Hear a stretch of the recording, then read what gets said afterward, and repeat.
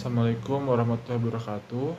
Nama saya Galih Pramudia dengan NIM 6670220090. Di sini saya akan mempresentasikan bagaimana bab 2 atau kerangka teoritis saya menunjang skripsi saya sebagai salah satu metode analisis yang akan digunakan dalam membedah permasalahan yang telah saya presentasikan di bab pertama yang kemarin.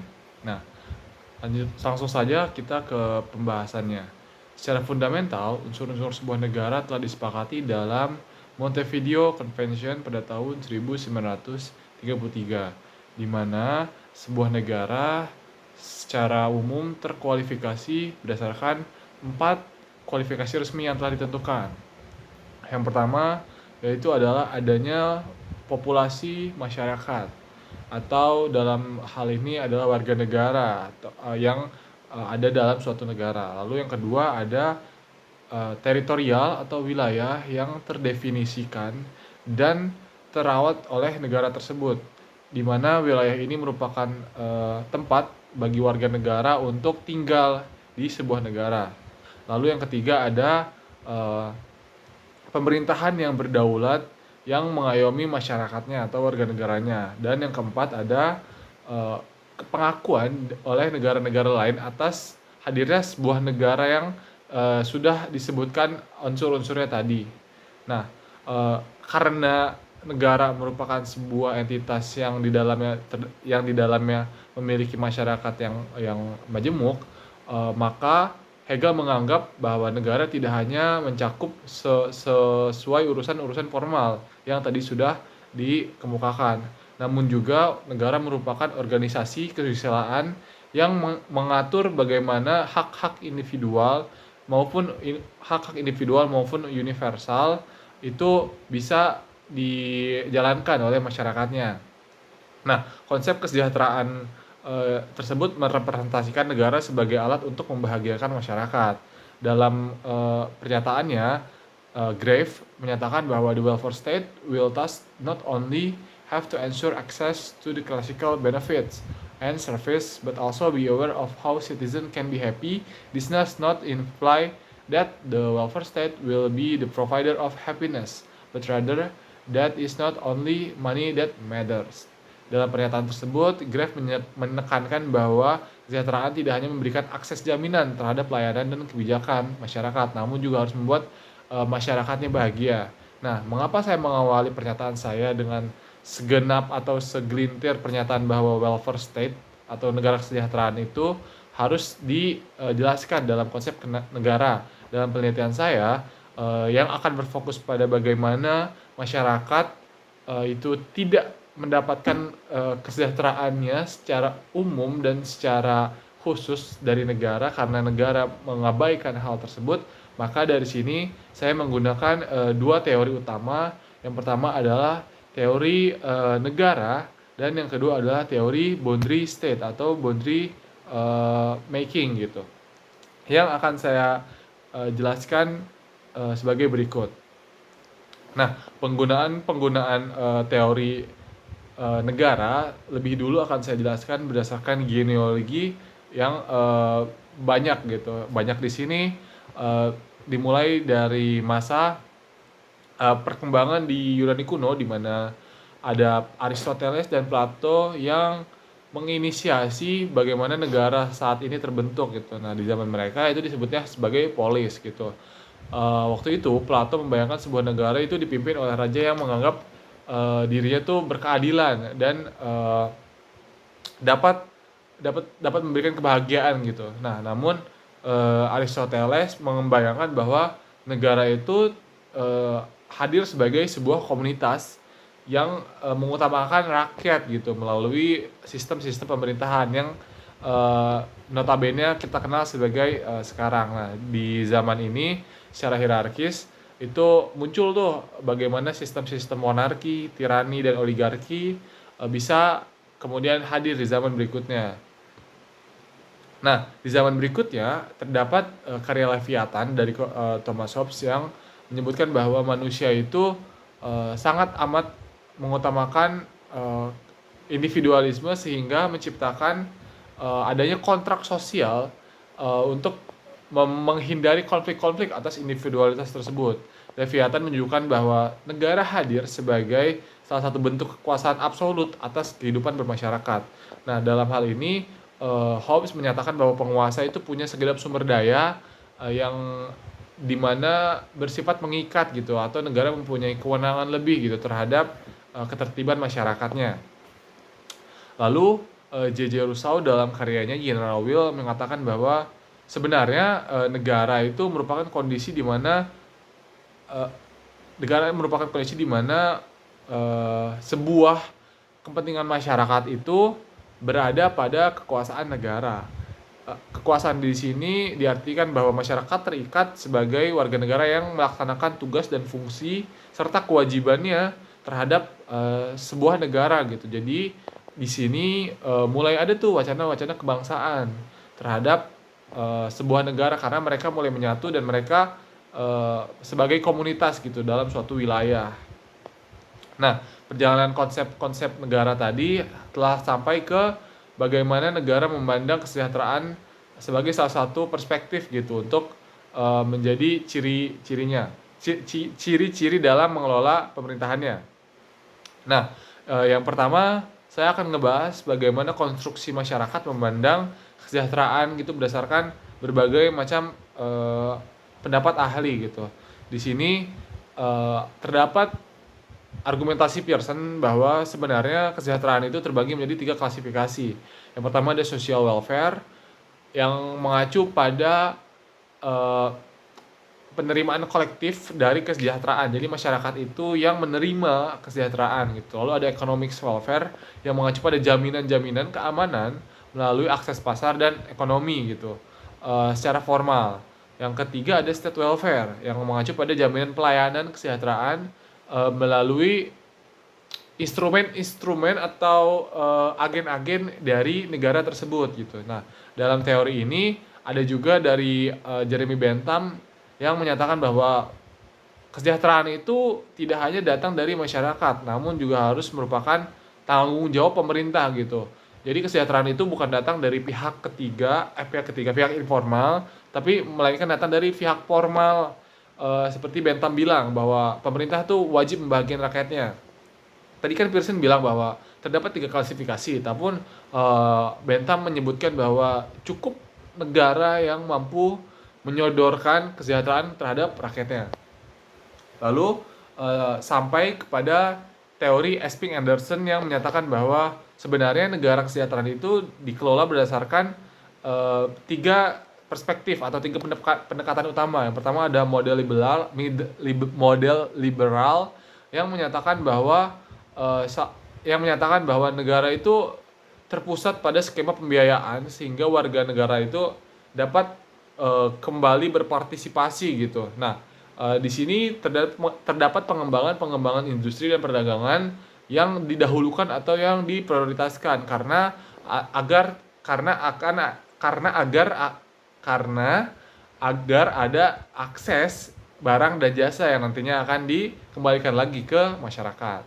Contoh negaranya itu adalah Amerika Serikat gitu. Lalu kedua ada model konservatif dengan ciri-ciri negara itu mensukseskan kesejahteraan datang dari negara, bukan dari proses yang tadi disebutkan di model pertama gitu. Nah, kedatangan kesejahteraan dari negara ini meliputi bahwa negara melakukan faktor-faktor produksi atau pengorganisasian terhadap berbagai akses ekonomi. Jadi negara merupakan satu-satunya aktor yang bisa mengelola pajak misalnya dan lain sebagainya gitu. Lalu ketiga ada model sosial demokratis atau redistributif institusional dengan ciri skema pajak itu bisa dilakukan untuk layanan menyeluruh gitu. Jadi kalau yang pertama tadi bidang informal dan yang kedua itu formal, kalau misalkan yang ketiga itu sosial demokratis artinya tiga-tiganya itu artinya keduanya itu dicampur untuk menjadi model sosial. Nah, skema ini mencakup pelayanan menyeluruh sebagai standar tinggi dan akses semudah-mudahnya. Warga negara dianggap mempunyai hak atas pengaturan bagaimana skema kesejahteraan itu bisa didefinisikan. Nah, sampailah kepada salah satu pisau analisis utama dalam penelitian saya, yaitu adalah tipologi welfare state karya Gogh and Woods.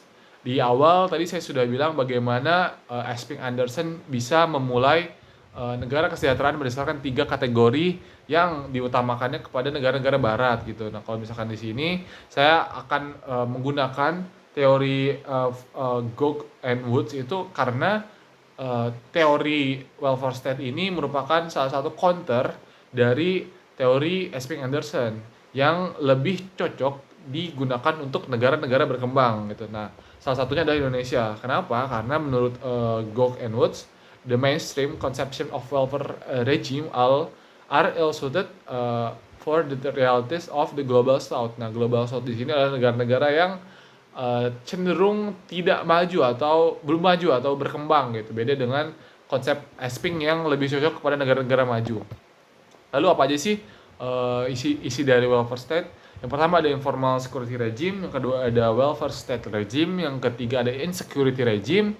Lalu bagaimana sebenarnya ketiga poros ini bisa berfungsi gitu atau bisa mendefinisikan bagaimana negara kesejahteraan bisa berjalan. Nah, mungkin akan saya jelaskan yang model pertama gitu, yaitu welfare state regime, di mana di model ini itu menitik beratkan bahwa keberadaan dominasi negara sebagai penyedia kesejahteraan menunjukkan bahwa negara bertanggung jawab gitu secara penuh dalam memberikan layanan kesejahteraan dalam bentuk formal, universal, dan sistemik.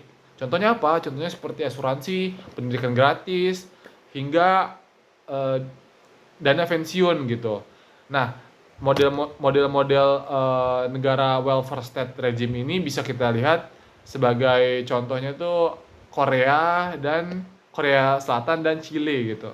Lalu ada yang kedua yaitu model informal security regime yang mencirikan bahwa fungsi negara dalam menjamin kesejahteraan itu terdapat di jejaring informal. Jejaring informal di sini itu berguna untuk mempertahankan dan mengelola kebutuhan dasar masyarakat, sehingga peran negara yang tadi ada di poin pertama atau di welfare state regime itu tidak muncul dan tidak menjadi kekuatan utama gitu. Nah, di model ini masyarakat lebih memilih untuk ke sektor informal dibandingkan sektor formal, karena sektor informal itu bisa menjanjikan kesejahteraan yang lebih tinggi dibandingkan sektor formal yang diinisiasi oleh negara gitu. Contohnya itu di negara-negara berkembang di Asia dan Afrika seperti India, Bangladesh, dan Nigeria. Lalu yang ketiga ada model insecurity regime gitu, di mana kondisi ini menyajikan bagaimana sebuah negara mengalami ketimpangan atau mengalami ketidakhadiran aktor dominan atau ketimpangan peran atau status quo gitu dalam menjamin kesejahteraan masyarakat gitu. Nah, jadi dalamnya antara negara dan sektor informal atau civil society gitu, mereka tidak bisa untuk menyajikan kesejahteraan bagi masyarakat. Nah, di dalam insecurity regime negara sangat rapuh, negara sangat rapuh dan cenderung gagal gitu untuk memberikan kualitas pelayanan publik yang baik dengan tidak adanya kapasitas informal dan formal untuk melaksanakan kebijakan terhadap kesejahteraan masyarakat. Di dalam negara ini sangat amat mungkin untuk terjadinya konflik atau bencana-bencana politik yang terjadi. Nah, biasanya negara-negara ini itu bisa kita lihat contohnya di Timur Tengah gitu, yang sering dilanda oleh kekacauan politik. Contohnya ada Sudan, Afghanistan, lalu di Afrika tuh Kongo, dan negara Somalia dengan bajak lautnya gitu. Nah, di teori kedua saya akan bercerita bagaimana teori boundary state mendukung pisau analisis saya dalam melaksanakan skripsi ini. Seperti yang sudah dijelaskan di bab 1 latar belakang, bahwa perbatasan merupakan hal yang sudah terdefinisi gitu, tidak hanya sebagai sesuatu yang formal, namun juga dapat dijadikan sebagai perspektif lain atau multidisiplin gitu. Nah, perbatasan saat ini itu tidak memiliki limitasi terhadap segi geografis gitu, namun juga sudah berdasarkan kultural, antropologi, gender, dan ekonomi. Di sini saya akan menjelaskan bagaimana teori-teori para pemikir tentang perbatasan bisa menunjang bagaimana pemilihan saya terhadap teori utama yang akan saya gunakan gitu. Yang pertama, saya akan membahas tentang pendapat Hans Wegener yang menyatakan bahwa boundaries atau boundary itu terbagi menjadi boundary zone gitu, yaitu bentuk perbatasan yang terletak di antara dua wilayah sehingga menimbulkan ruang pemisah antar negara yang bebas. Lalu ada Martin L. Glasner yang menyatakan bahwa sebenarnya boundary bukan hanya sebuah garis, namun juga sebuah bidang tegak lurus yang memotong melalui udara, tanah, dan lapisan bawah tanah, sehingga dalam konteks ini dua negara itu sebenarnya saling berdekatan antara satu dan lainnya dalam konteks tidak hanya garis tapi juga di luar garis, antara di udara atau di bawah tanah gitu. Boundaries itu ada, jadi cuma garis doang yang memisahkan mereka. Lalu antisipasi menjelaskan bahwa studi boundaries atau frontiers atau border area yang merupakan perpanjangan definisi dari perbatasan merupakan tradisi kajian geografi politik yang penting bagi akademisi gitu dah. Karena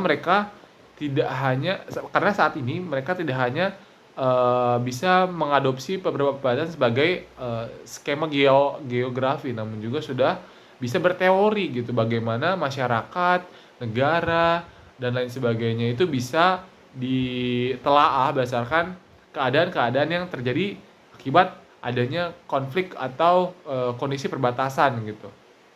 Nah, lalu ada klasifikasi perbatasan menurut Richard Hurston. Dia menyebutkan bahwa ada 4 klasifikasi perbatasan. Yang pertama ada antecedent boundary, di mana artinya antecedent ini sebagai pionir gitu. Jadi negara-negara baru itu saling mendahului untuk menetapkan batas-batas terluar gitu antara wilayah-wilayahnya. Lalu ada subsequent boundary yang menyatakan bahwa perbatasan ini sebagai the cultural landscape atau landscape budaya, di mana pada dasarnya wilayah itu merupakan warisan budaya dari nenek moyang mereka atau berdasarkan persetujuan dan perjanjian negara-negara yang berpatokan pada kekayaan budaya yang berbeda gitu. Jadi misal ada perbatasan antara Irlandia dan Irlandia Utara yang disahkan berdasarkan kultural mereka. Jadi walaupun mereka masih satu nenek moyang, tapi karena beda perbatasan, beda kultural di wilayah perbatasan tersebut, jadi mereka memutuskan untuk berpisah dan membuat batasan-batasan atau perbatasan negara gitu.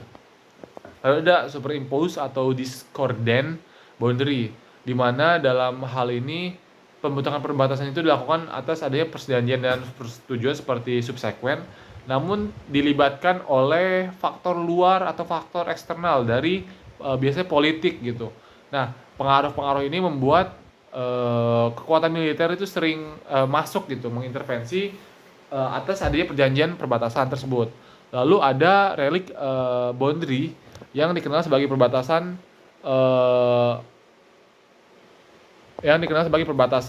tidak memiliki kekuatan gitu. Kekuatan di sini adalah kekuatan politik dan kekuatan budaya yang biasanya ada. Jadi perbatasan ini sudah masuk secara sukarela ke perbatasan lain, namun sebenarnya bukan perbatasan dari negara lain tersebut. Contohnya adalah Jerman Barat dan Jerman Timur yang merupakan batasnya itu adalah tembok Berlin. Itu sudah tidak ada karena mereka sudah bersatu dan sekarang sudah disebut sebagai relic boundary gitu, karena Jerman Barat dan Jerman Timur sudah reunifikasi.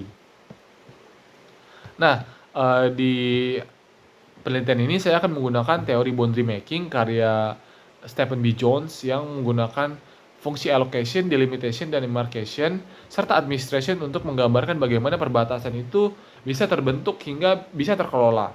Konsep allocation atau alokasi berkaitan dengan ruang, lingkup, dan kecakupan wilayah suatu negara, termasuk termasuk dalam seperangkat keputusan yang menjadi dasar bagaimana wilayah itu dapat terbagi gitu. Lalu ada konsep delimitation atau delimitasi, yaitu proses setelah tercipta sebuah bidang itu bisa dikelola tiap-tiap batasnya atau tiap-tiap titik-titiknya gitu untuk diidentifikasi, lalu ditentukan dan disepakati gitu. Titik-titik mana aja nih ya bisa dijadikan sebagai patokan untuk membuat perbatasan. Lalu eh, selanjutnya ada demarkasi. Melalui fase ini itu adanya penegasan batas yang sudah dilaksanakan di fase yang sudah dilaksanakan di fase sebelumnya gitu. Jadi adanya titik-titik tersebut dibuat demarkasi atau garis-garis, setelah itu ditegaskan di momen-momen seperti perjanjian dan kesepakatan gitu. Jadi demarkasi ini sangat penting karena setelah adanya titik-titik dari delimitasi lalu digariskan gitu, dibuat garisnya lalu dibuat perjanjian gitu. Nah, lalu setelah itu ada tahap terakhir yaitu administration atau pengelolaan yang berbasiskan bahwa kesepakatan itu tidak hanya bisa dilaksanakan secara satu waktu gitu, tapi harus berkelanjutan. Jadi kesepakatan itu bisa berubah-ubah tergantung dengan kondisi geopolitik yang terjadi.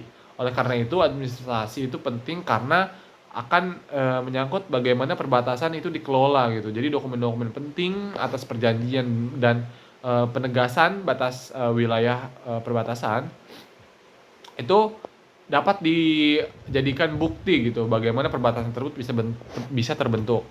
Lalu ada juga penelitian-penelitian yang menjadi patokan saya sebagai salah satu indikator bahwa penelitian saya berbeda gitu dengan penelitian yang lainnya. Yang pertama ada Laili dengan judul Pengelolaan Kawasan Perbatasan dalam Pendekatan Kesejahteraan, studi di Kecamatan Mtikong, Kabupaten Sanggau, Perbatasan Kalimantan Barat dan Malaysia. Nah, hasil penelitian ini itu metode dan fokus penelitian itu lebih kepada bagaimana ketimpangan infrastruktur dan pembangunan di kawasan perbatasan antara Indonesia dan Malaysia, terkhusus daerah Tiongkok itu sebenarnya memiliki potensi ekonomi yang unggul. Nah, di penelitian ini berada di titik atau terletak di bagaimana implementasi kebijakan pemerintah dalam mesejahterakan masyarakat yang ada di sana dan bagaimana identifikasi proses pengelolaan kawasan perbatasan sebagai salah satu pendekatan kesejahteraan masyarakat gitu. Nah, bedanya dengan penelitian saya adalah saya memfokuskan bagaimana sebenarnya kesejahteraan masyarakat itu bisa terbangun di wilayah-wilayah yang negara itu tidak hadir gitu untuk menyokong kesejahteraan tersebut. Jadi hasil yang akan dilaksanakan juga berbeda gitu. Lalu ada yang kedua, ada studi Edinburgh yang berjudul The State of Fragmentation and Accepting Sovereignty and Citizenship at the Age of the Indonesian State. Nah, di penelitian ini gitu, masalah penelitiannya terletak pada dampak yang ditimbulkan akibat hadirnya gelombang desentralisasi akibat tentunya Orde Baru, seperti munculnya gerakan pemekaran wilayah ekstrim, klaim sepihak atas kepemilikan sumber daya alam dalam wilayah-wilayah tertentu, serta berbagai kelompok etnis yang berkonflik. Sehingga fokus dalam penelitian ini tuh memotret dinamika pemekaran yang terjadi itu bisa menyebabkan kehancuran masyarakat dalam mengakses berbagai komponen-komponen wajib gitu yang komponen-komponen wajib yang diselenggarakan oleh negara. Contohnya apa? Contohnya adalah pendidikan, lalu kewarganegaraan dan lain sebagainya. Nah, intensitas antara pemerintah pusat dan daerah ini tidak hadir di level-level lokal terkhusus di wilayah-wilayah perbatasan yang notabene masyarakatnya itu jauh dari ibu kota gitu. Nah, sampai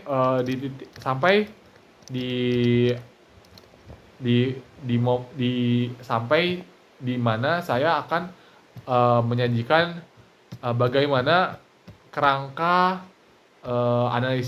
kerangka pemikiran penelitian saya yang akan saya jelaskan sebagai berikut.